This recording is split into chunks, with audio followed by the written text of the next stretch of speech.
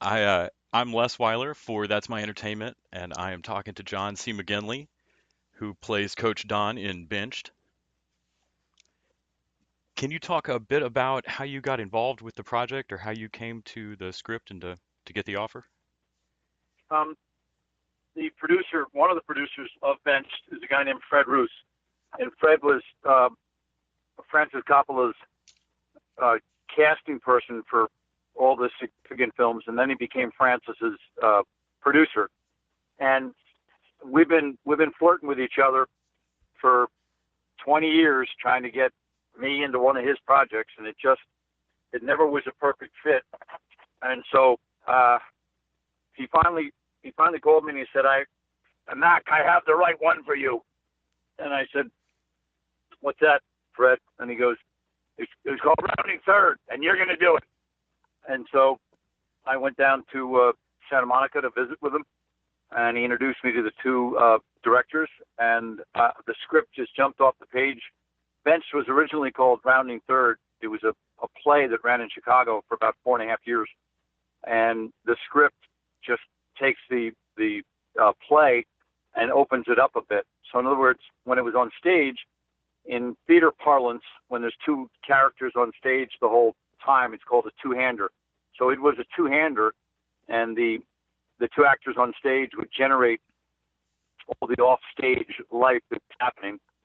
And then the playwright, who was also wrote the script, just blew all that up, and he integrated all the Little League baseball and the significant others and best friend conflicts into the screenplay.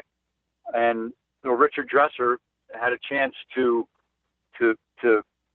change things that were and weren't working in the play, so that the screenplay is so streamlined and there's no fat in it. And that's why it just sails right along, because they had about 4.5 years, or I don't know how long the play ran, 4 years, to shape and to address what was and what wasn't working. So that by the time I was attached to this piece, and then we brought Garret Dillahunt on a couple of months later, it was just loaded, man. It was loaded and ready to go.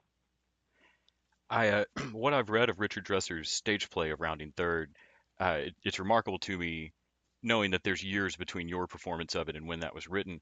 But so many of the monologues for Coach Don, I can just hear them in your voice, the cadence of them and everything. I read this and think, wow, John C. McGinley would be perfect for this. Uh, I know that cadence of speech and the rhythm of your voice has been big in several roles. Is there anything particular you look for in language or that you look for even thematically in characters when you're going for scripts? Well, what's interesting is I always try to see if there aren't some antecedents or some gems that can be unearthed in a text and deconstructed and then mined for clues, especially backstory clues, so that you, the actor, don't have to self-generate this stuff, because maybe the playwright or the screenwriter already has it there for you, but you just have to dig in a little deeper and find it.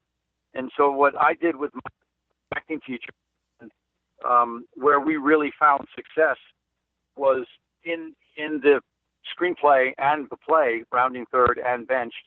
There's this astonishing monologue at the end of the first act where we see Coach Don talk about his Little League experience, where he came up to bat with the bases jacked in the bottom of the seventh, and one of his teammates, a guy named Billy Nathan, had somehow wandered off third in some kind of haze, and he gets picked off third. And so Don's takeaway from that is he never got the chance. No one saved his ups in baseball parlance, and so he never got a chance to contribute. And he tells us that he knows that if he had gotten to get into the batter's box, he would have driven they're down by 1 or 2, and he would have driven those runs home, and they would have been champions. And so adult Don's takeaway from that is, and what he tells the kids in not so many words, is that I'm going to save your ups. If you do what I tell you to do, if you integrate my coaching into what you're executing, I will save your ups, and you'll have an opportunity. You'll have what I didn't have. You'll have an opportunity to thrive. You'll have a chance to succeed and contribute, because I, Don, wasn't given that chance. I was robbed of that opportunity. And so if you work backwards from that, and if that's the charge that he wants to function under, if that's the mandate, then it's this noble way of leading young men. And even it doesn't matter that it's in the context of Little League baseball. He's going to save your ups. Now, some of it may be a little gruff, a little hard to handle, but he's going to save your ups, because that's what's going to take. That's what it's going to take, because there was no Coach Don in little Don's life. And would that there had been, they would have won a championship. And so that, working backwards from that, and we were able to excavate this incredible backstory that's so rich for this guy, and a kind of a noble journey that he wants to go on. Now, he has to hold on to that desperately, because the rest of his life is falling apart. His wife's leaving him. His best friend is banging his wife. He thought he came up with this super clever draft scheme to get the Little League Babe Ruth on his team, and everything's falling apart. So he has to lean in to this mandate that he's given himself: save other people, save your ups, give people a chance to thrive, because it's not working for him. Everything else is falling apart. And that's what Richard put on the page. And I didn't have to pull a rabbit out of the hat with any of that stuff. We just had to dig in. And it's as rich a backstory that's on a page that I've ever seen. And so we worked really hard, not only on that monologue, but on mining it, excavating it for information and empowerment that would inform everything else in the journey. And so what happened was I had this script, and then all of a sudden I was down in Bogota, Colombia, doing the Belco experiment, and I was to fly, when I wrapped Belco, I wrapped on a Friday, and I was to fly Saturday to Nashville, do wardrobe on Sunday, and start on Monday. And so what I had to do was somehow figure out a rehearsal schedule in Bogota, where I could start to dig into this amazing text. And so what I did was I rented out a rehearsal space in Bogota, and then whenever I saw an actor was light on the call sheet, I just kidnapped him or her, and I'd abscond with them over to my rehearsal space, and I'd make them work on the piece with me. And so for 3 months, I worked almost every day, because in Belco I'm largely not verbal. I'm kind of Tony Goldwyn's attack dog. And in Belco I don't stop talking for an hour and a half. And I'm comfortable with that amount of dialogue as long as I have a chance to devour it. And so I somehow intersected with this astonishing ensemble of actors down in Bogota, and they were all up for this panic journey I was on, which then largely became not a panic, but this really fun journey with this incredible group. I must have stolen 6 to 8 of these actors, and then would find an acting coach who I've now worked with named Ben Davis, who was in the ensemble, but also functioned as a coach back here. And we would subsequently work on The Good Catholic and Stand Against Evil. And Ben and I, and then a bunch of the other actors, including Tony Goldwyn, would work every free moment I had. I was just shoving this text down their esophagus, and I made them work with me. And so that by the time I got to Nashville, I was so dialed, it wasn't even funny. And it's a good thing, because the new normal in low-budget independent films are 3 6-day weeks.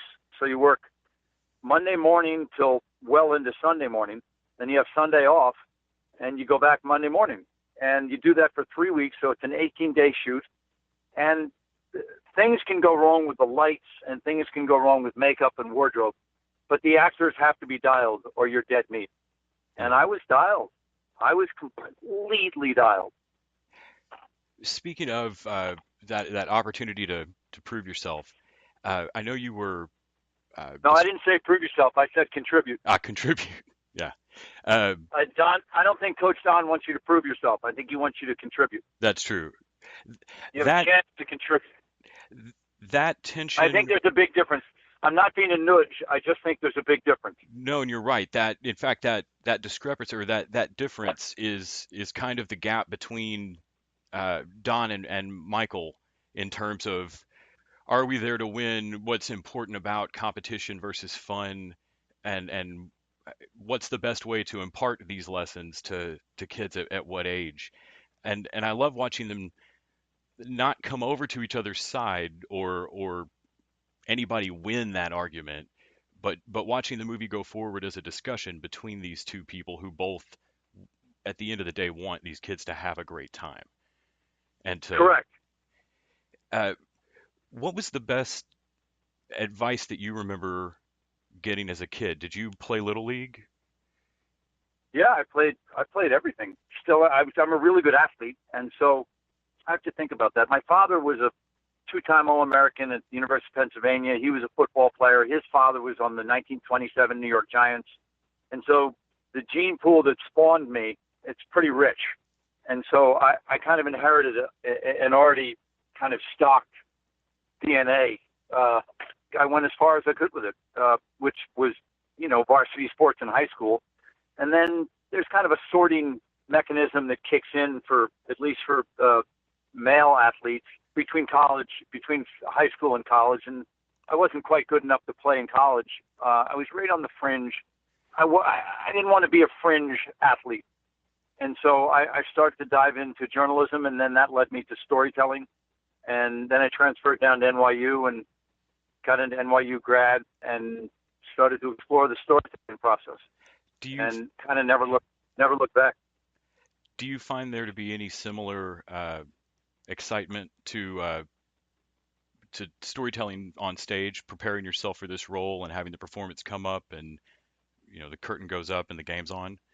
Uh, Other than preserving your voice, and look at NYU, our master teacher, NYU grad, our master teacher was Olympia Dukakis, and the mantra of the program was 8 a week. And what 8 a week meant was that everything in the program was focused on and supported you being able to do a Broadway schedule or an off-Broadway schedule, which is 8 performances a week, 6 nights and 2 matinees. And that what that assumed was when you leave here, you're going to know how to preserve your voice. In school, we always called it your instrument. So you're going to know how not to hurt your ankle in that fight at the end of the first act. You're going to know how to land when you get pushed over the table.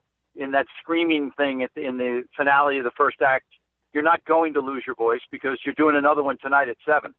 And so with that as the mantra, and doing 8 a week, and then leaving NYU with tools that supported being able to do that, I don't find a huge difference between I just did a revival of Glengarry Glen Ross with Al Pacino and Bobby Cannavale and my friend Richard Schiff, and it was the most exciting thing I've ever done.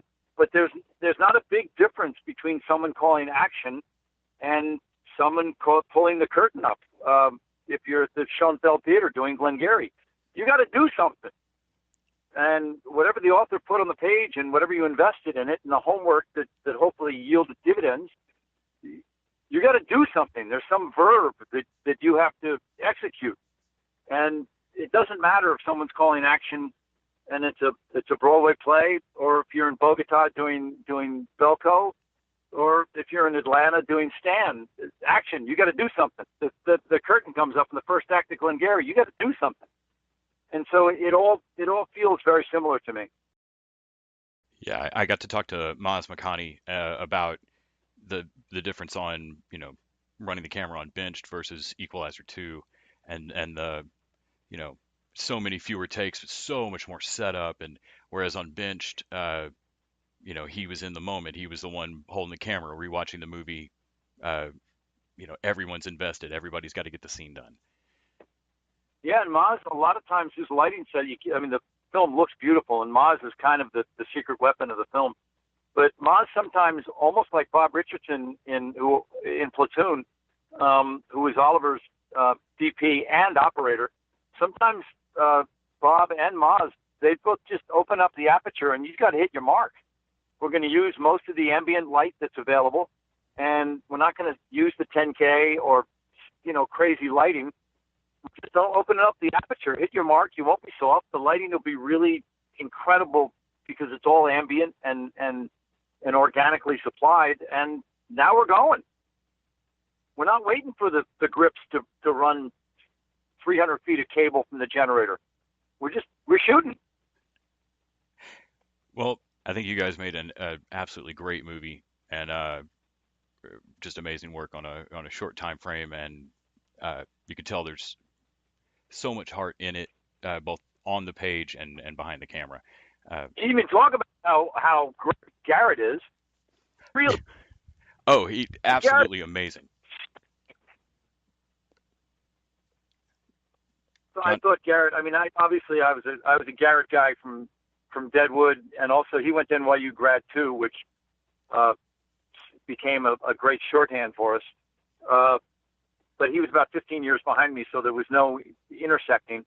And I found out that Garret was in this thing, and I was doing backflips. And then I showed up, and we just bonded immediately, and we've remained friends. And he is so distinct, and his rhythms are so different than mine. And it just makes the thing pop.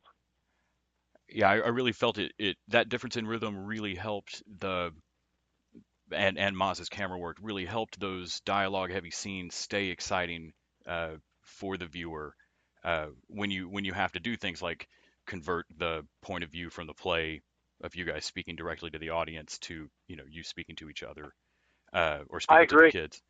I thought it really helped, and yeah, he's been on my radar since both roles in Deadwood.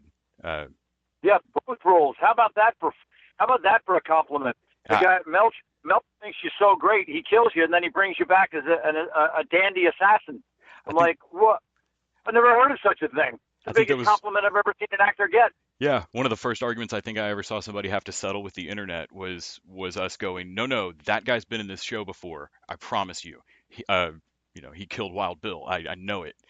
And we had to prove it to a friend of ours of like, no, Mr. W's not. So yeah, Garrett's just been. Uh, then to see him do comedy and Raising Hope, I had no idea he had that in him. Uh, and so yeah, I'm at this point never surprised when he's in a movie that he just knocks it out of the park. No pun intended there. Well, after that whole Billy Nathan monologue in when we're in the bleachers, and I tell him about what I was talking to you earlier about not getting a chance to come up to bat. After this 4 or 5 minute monologue, he crushes it. He goes, "Well, you have a really good memory." Yeah. It's perfect. Yeah. It's so clean. It's so clean. Then there's a Jack Benny pause that he puts in, whether he knows what a Jack Benny pause is or not. He puts this little Jack Benny pause in, and it's just totally money. Yeah. Yeah, I know exactly the moment you're talking about. Yeah. You're also involved in charity work with the Be Beautiful, Be Yourself uh, ball coming up, or fashion show rather, coming up on October 20th in Denver. Uh, Hmm. can you talk a bit about the R Word campaign and your work there? Well, the R Word campaign is not to be confused with Be Beautiful, Be Yourself. R Word was spawned out of the World Winter Games, where I was lucky enough to be invited up by Tim Shriver, who's the in charge of the Special Olympics. And so I get to spend a week with the athletes from around the planet up in Boise, Idaho. And at every World Games, whether or not it's a Summer Games or a Winter Games, there's a youth leadership component where some of the athletes, about 180 of them, participate in different forums and talk about things that are bothering them or things they could be doing better or how the Special Olympics could be serving their journey better.